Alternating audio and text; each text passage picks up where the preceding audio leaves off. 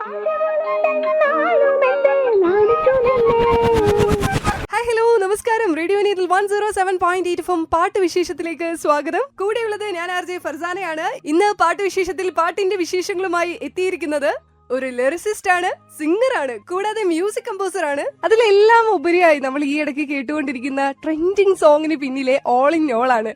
വണ്ടിനെ തേടും എന്ന പാട്ടിന്റെ പുറകിൽ പ്രവർത്തിച്ച അല്ലെങ്കിൽ അതിനൊപ്പം സഞ്ചരിച്ച രജത് പ്രകാശ് ആണ് ഇന്ന് നമ്മളോടൊപ്പം പാട്ട് വിശേഷത്തിൽ ജോയിൻ ചെയ്യുന്നത്. ഹലോ.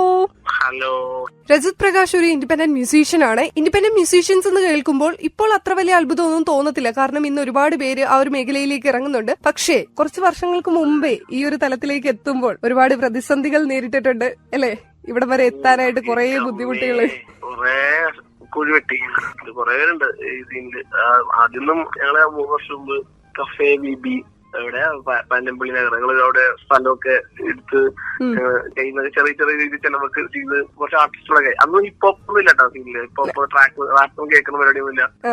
അപ്പൊ എനിക്ക് എന്റെ ഈ ഹാഷ്മി പ്രോജക്റ്റിൽ കുറച്ച് സിംഗർ സോങ് റൈറ്റർ ഇംഗ്ലീഷ് ട്രാക്കുകളൊക്കെ ഉണ്ട്. കുറച്ച് എക്സ്പെരിമെന്റ് ഇലക്ട്രോണിക് പരിപാടികളൊക്കെ ഉണ്ട്. ഞങ്ങളൊരു കഫേയിലൊക്കെ പോയിട്ട് ഇൻഡിപെൻഡന്റ് ഇൻഡിപെൻഡന്റ് ആർട്ടിസ്റ്റിനെ പ്രൊമോട്ട് ചെയ്യാൻ വന്നിരിക്കുന്ന ആൾക്കാർ ഞങ്ങൾ ഷോസ് നടത്തിയിട്ടുണ്ട്. ടൈമിൽ ആൾക്കാർക്ക് ഈ വാക്കറിയില്ല. ഞാൻ കൂട്ടുകാർക്കാണെങ്കിൽ പോലും ഇൻഡിപെൻഡന്റ് എന്തൊക്കെ പറയണു.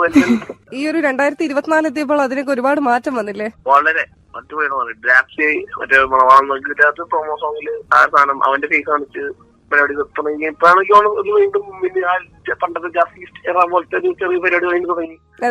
ആർട്ടിസ്റ്റുകളെ ശ്രദ്ധിക്കാണെങ്കിൽ ഫേസ് ഓർക്കുന്നുണ്ട് പോലെ. ഇപ്പൊ എന്നെ എത്ര റെക്കഗ്നൈസ് ചെയ്യുമെന്ന് എനിക്ക് അറിയില്ല, കാരണം ഞാൻ ഫേസ് കാണിക്കാത്ത വ്യക്തിയാണ്. പക്ഷെ ഈ വർഷം കുറച്ച് മുഖം പരിചിതമാവുന്നതായിരിക്കും.